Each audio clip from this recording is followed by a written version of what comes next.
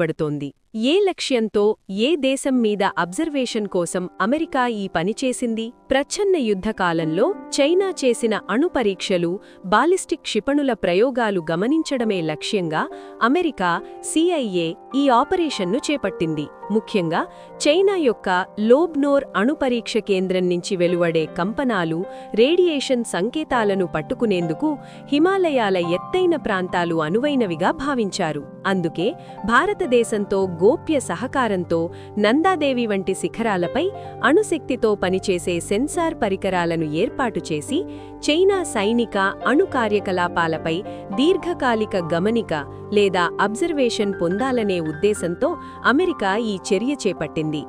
America పర్వతారోహకుల సహాయంతో నందాదేవి శిఖరంపై నుండి టిబెట్పై నిఘాకి ఎందుకు ప్రయత్నించింది? చైనా టిబెట్ ప్రాంతం సహా చేపట్టిన అణు పరీక్షలు,